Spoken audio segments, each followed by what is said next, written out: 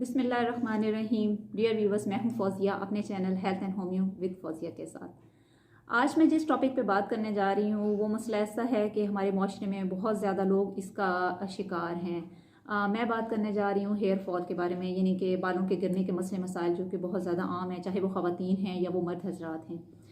तो बाल होते क्या हैं, बाल किस तरह की चीज़ से बने हुए हैं, इनका टेक्सचर क्या है। तो इसके लिए हम ये कहते हैं कि बाल जो हैं वो हमारा एपिडर्मिस का ही एक पार्ट होते हैं, हमारी स्किन का एक हिस्सा होते हैं। और इसके दो मुख्तलिफ डिस्टिंक्ट जो इसके पार्ट्स होते हैं, उसमें सबसे पहला हिस्सा इसका है, उसको हम फॉलिकल कहते हैं, hair follicle, which is responsible for the generation of the hair. और सेकेंड पार्ट जो होता है बाल का वो शैफ्ट होती है, शैफ्ट जो होती है which is made of cortex and cuticle and the medulla part. अब बालों के झड़ने का जो मसला है वो क्यों हो रहा होता है, ये इससे बाल जो हैं वो क्यों झड़ना शुरू हो जाते हैं, इसकी सबसे बड़ी वजूहात में हम कह सकते हैं कि ऐसे लोग जो कि स्ट्रेस बहुत ज़्यादा लेते हैं, जो कि टेंशन बहुत ज़्यादा लेते हैं, या जिनकी पुअर डाइट है, ऐसे लोग जो अनीमिक हैं, जिनमें खून की कमी होती है, उन लोगों को बाल झड़ने के मसाइल का बहुत ज़्यादा सामना करना पड़ता है। इसके अलावा कह सकते हैं कि जेनेटिक प्रॉब्लम्स, जिन लोगों के जीन्स में ये चीज़ शामिल हो, उनके जीन्स में ये मसला चला आ रहा होता है, वो लोग इसका शिकार बहुत ज़्यादा होते हैं। इसके अलावा थायराइड ग्लैंड की से रिलेटेड जिनको बीमारी हो, उनके बाल झड़ने का मसला भी बहुत ज़्यादा हो रहा होता है। इसके अलावा अगर हम फंक्शनिंग ऑफ हेयर की बात करें कि बाल क्यों ज़रूरी हैं, तो मैं आपको ये बताती चलूँ कि बाल अगर ना हो, बाल अगर झड़ रहे हैं तो हमें टेंशन लेने की क्या ज़रूरत है, झड़ जाएंगे तो क्या हो जाएगा। तो ऐसा बिल्कुल भी नहीं है। बाल जो हैं, बाल हमारी पर्सनैलिटी को डिफ़ाइन करते हैं। बाल अल्लाह ताला ने इसलिए बनाए हैं कि इसमें एक ऐसी सेंस है कि जिसे हम सेंस ऑफ टच कहते हैं, हमें उसका एहसास होता है। और बालों की वजह से बहुत से ऐसे हार्मफुल ऑब्जेक्ट्स जो कि हमारे इन्वायरमेंट में होते हैं, जो हमारे क्लाइमेटिक उसमें पार्ट बन जाते हैं, उनको भी ये हमारी पर्सनैलिटी से, हमारी बॉडी से रिपेल कर देते हैं। अब चलते हैं मेडिसिन की तरफ। तो मेडिसिन की जब मैं बात करती हूँ तो सबसे पहले मैं बात करूँगी फास्फोरस के बारे में। फास्फोरस एक बहुत ही ज़्यादा इंपॉर्टेंट और बहुत ही ज़्यादा इफेक्टिव रेमेडी है, ख़ास तौर पर उस वक्त जबकि आपके बाल जो हैं वो बंचेस की फॉर्म में, गुच्छों की फॉर्म में बाल झड़ना शुरू हो जाते हों। और ऐसा क्यों हो रहा होता है? ऐसा तब होता है कि जब आपने एक जगह से दूसरी जगह ट्रैवल किया है, you are moving from one city to another, और वहाँ पे आपके खाने पीने का जो है वो सारा सिस्टम चेंज हो गया है, पानी की चेंजेस आ गई हैं, एनवायरनमेंट की चेंजेस आ गई हैं, वहाँ पर जाकर इस किस्म की मुश्किलात का सामना करना पड़ता है। इसके अलावा फॉस्फोरस में ऐसे तमाम मरीज़ भी फॉल करते हैं जिनके बाल बहुत ज़्यादा ड्राई होते हैं, बहुत जल्दी ग्रे हो रहे हैं, और उनके बाल जो हैं वो क्राउन से और वर्टेक्स से जो है वो हेयर फॉल ज़्यादा हो रहा हो, तो वहाँ पे फॉस्फोरस बहुत ही ज़्यादा इफेक्टिव मेडिसिन है। अब ये लेनी कैसे है?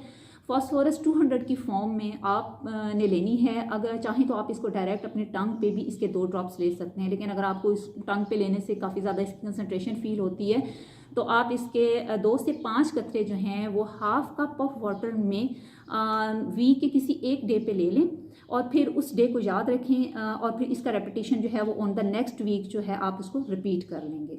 उसके बाद जो दूसरी बहुत ज़्यादा इंपॉर्टेंट मेडिसिन हेयर फॉल के हवाले से आती है वो आती है एसिड फ्लो। और इसके जो सबसे ज़्यादा इंपॉर्टेंट सिम्टम्स होते हैं उसमें मरीज़ों के बाल जो हैं वो पैचेस की शक्ल में झड़ना शुरू हो जाते हैं, और इसको हम मेडिकल की ज़बान में एलोपेशिया एरियाटा कहते हैं।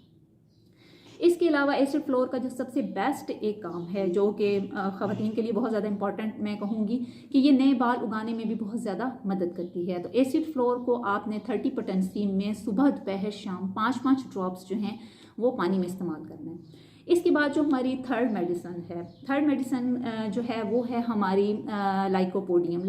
30 की पोटेंसी में हम यूज़ करेंगे। लाइकोपोडियम उन तमाम ख़वातीन के लिए एक बेहतरीन मेडिसिन है जिनको मीनोपॉजल चेंजेस आ रहे हों, और इस सिचुएशन में उनका जो हेयर फॉल है वो बहुत ज़्यादा हो रहा हो, या जिनको ओवेरियन डिसफंक्शनिंग हो गई हो, उनकी ओवरीज जो हैं वो मेल फंक्शनिंग कर रही हों, सही तरीके से उनका काम ना हो रहा हो, और इस रीज़न की वजह से उनके बाल झड़ना शुरू हो गए हों। इसके अलावा इसमें जो हेयर लॉस होता है वो वर्टेक्स से हो रहा होता है, यानी कि हमारे सर का जो पार्ट है, जो वर्टेक्स का एरिया है, वहाँ से जो है वो बाल बहुत ज़्यादा झड़ना शुरू हो जाते हैं।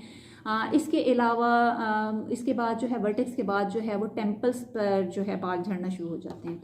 इसके बाद मैं बात करूँगी नेट्राम्योर 30 की। नेट्राम्योर भी एक ऐसी मेडिसिन है कि जिसमें चाइल्ड बर्थ के बाद जिन ख़वातीन के बाल झड़ रहे हों वो नेट्राम्योर को इस्तेमाल करें, उनको इसके बहुत अच्छे नताइज मिलेंगे। और नेट्राम्योर को भी आपने 30 CH पोटेंसी में इस्तेमाल करना है। इसके भी सुबह दोपहर शाम 5-5 कतरे आपने पानी में इस्तेमाल करना है।